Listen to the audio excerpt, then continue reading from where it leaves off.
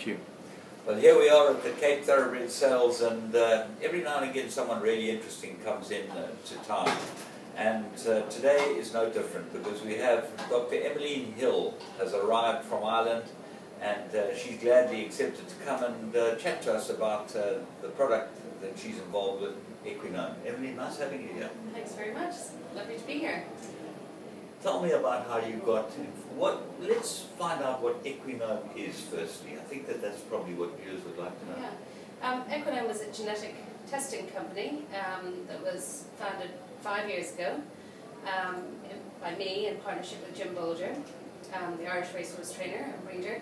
And we provide genetic tests for racing performance to the international thoroughbred bloodstock industry. Have you been doing horses in South Africa? Yes, we have a number of key clients here in South Africa. I first came here about 4 years ago to speak with a number of breeders, and I was here a year or so ago as well. So we've had a lot of interest in our products here in South Africa, and indeed all over the world. We have clients in over 15 different countries around the world, in all of the major bloodstock regions. Okay, people out there probably say, well, what is this about and how's this going to help us? Genes are what we're all made of, aren't they? Yeah, so in every single cell of our body we have a complete complement of genetic material that's called the genome. So most people would have heard of the human genome. The horse genome is the bit of the horse that I study, that I'm interested in. The genome is made up of about 25,000 genes, and each one of those genes has a particular job to make a certain protein within the cell. Some of those genes are involved in muscle development, other genes might be involved in how well a horse can metabolize oxygen to make energy. In fact, all of the traits that breeders select for and have been selecting for in horses in thoroughbreds for over 300 years are underpinned by genes. All right, let's go back to the beginning. How did you start getting involved in this, your PhD?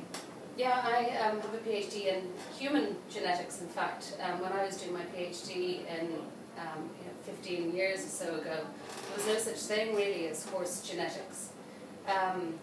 So I trained in human genetics, but I always wanted to apply my knowledge of genetics to questions about the horse.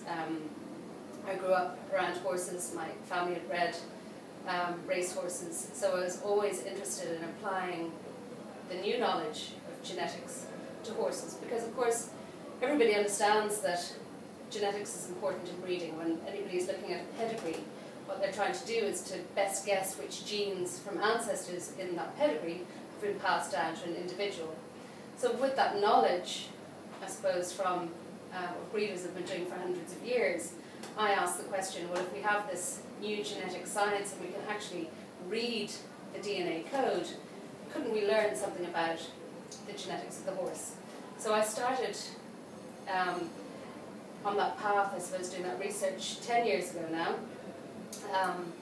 when I was funded by the Irish Government Agency for Science, Science Foundation Ireland, to develop a research programme which is dedicated to understanding genes contributing to racing performance in the horse. So the research that I've been doing has been going on for about 10 years. But the whole field changed in 2007 when the horse genome was sequenced. So we now know the 3 billion letters of the genetic code that make up the horse. And my job, and the job of horse geneticists around the world, is to try to understand how changes in the DNA code might have an effect on certain characteristics. All right. The Irish are famous for their involvement in horses, and probably some of the best trainers, owners, show jumpers, equestrian people come from Ireland. So it's no surprise that you Irish have got involved in this, but are you leaders in the field? Yes, well, when I started out on this on the research in 2004, I was very well supported by the Irish industry, by breeders and trainers. The very first thing that I had to do, of course, was to gather a sample base of DNA samples from horses that had competed at the very, very top level, as well as horses to compare to that had performed poorly. So in order to do the research that I've done, I depended very heavily on contribution from the industry. and the Irish thoroughbred industry was very generous in supplying me with the research samples that I needed. It sounds like it's simple, but it's not simple, is it? It is simple when you Well, know what you're doing. why wouldn't someone have picked up on this, years ago and started? We're in the sort of electronic age. People know what Yeah, well, I doing. think we're in the genetics age. The human genome was only sequenced 14 or 15 years ago. In 2000, the human genome was sequenced. So the technologies that we have now for the horse are really only very new technologies.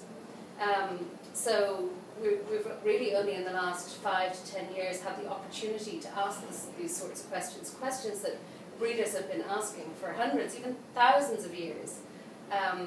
So with the technologies that we now have, we can now interrogate that genome and ask the questions. So they're not new questions, it's just new technologies that we can use to answer age-old questions about the horse. Breeders have traditionally always worked on genetics and types. They try and breed a type of mare to a type of stallion and try and breed speed to stamina or speed to speed or whatever. Are you now advancing this quite considerably? Yes, we are, because we can now very accurately determine the type of horse by reading the DNA code.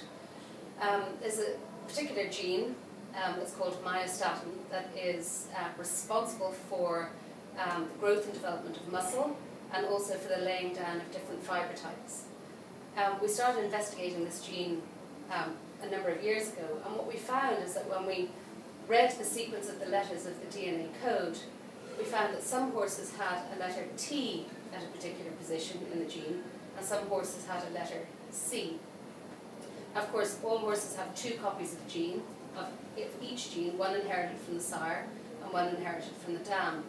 So if a horse has 2 copies of a C type, it's called a CC. If it has one of each, then it's a CT, and if it has 2 copies of the T type, it's a TT.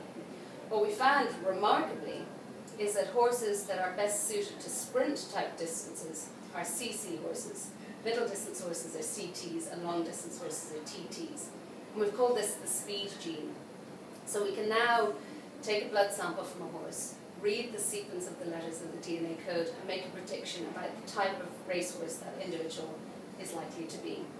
This obviously has implications not just for racing, but also for breeding. So if you have a horse that is a CT type, if I have a mare that's a CT type and I send that mare to a CT stallion, then even though the pedigree page of all of the progeny of that mating, if you repeat that mating over and over again, they'll have exactly the same pedigree page.